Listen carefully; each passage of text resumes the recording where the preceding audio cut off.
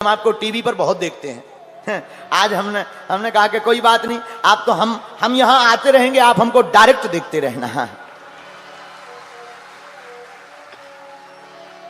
लोगों के सिर पर सीताराम फिकर, फिर क्या करना।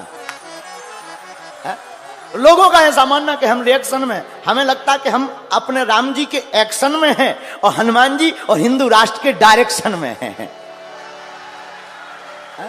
दोस्तों, जैसा कि आप लोगों ने देखा और सुना भी कि किस प्रकार से मुस्लिम समुदाय के लोग भी बाबा के कथाओं को सुन रहे हैं और इनसे इम्प्रेस होकर इनके पंडाल में बैठ भी रहे हैं। लेकिन दोस्तों, कुछ अपने ही सनातन धर्म के हिजड़े और चुतिये लोग जो हैं, जो कुछ चंद वोटों के लालच में आके बिक जाते हैं, तो इनके ही विपक्ष में वो आकर खड़े हो जाते हैं और भाषणबाजी भी करने लगते हैं। लेकिन दोस्तों, ये बात बाबा ही जान रहे हैं, और जो 80 से 90% सनातन धर्म के जो लोग इनके साथ हैं, बाबा के साथ, वो भी जानते हैं कि इससे बाबा का कुछ होने वाला है नहीं, क्योंकि 90% हिंदू जो है वो बाबा के सपोर्ट में खड़े हैं। दोस्तों, शायद आप लोग जानते भी होंगे कि बाबा का दरबार जब बिहार के पटना में लगा हुआ था, तो जितने लोग सेलिब्रिटी और नेताओं के उपस्थिति में नहीं जाते हैं, उससे कहीं गुना ज्यादा लोग जो है बाबा के दरबार में आए थे।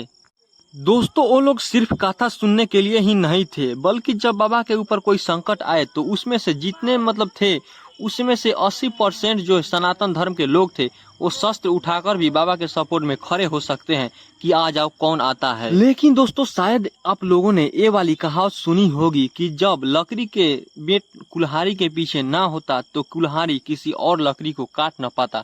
उसी प्रकार का कहानी जो है अपने धर्म के लोगों में भी है। अपने धर्म के ही कुछ लोग जो है, भरुए लोग, वो जाके कुछ दूसरे समुदाय के लोग में मिल जाते हैं और बाबा के विपक्ष में खड़े हो जाते हैं।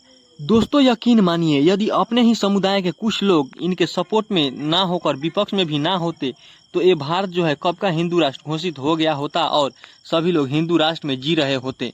लेकिन दोस्तों, ये वीडियो आप लोगों को कैसा लगा, वीडियो को लाइक करके प्लीज चैनल को सब्सक्राइब जरूर करें। फिर मिलते हैं किसी अगले नए अपडेट के साथ, तब तक के लिए जय हिंद, जय भारत।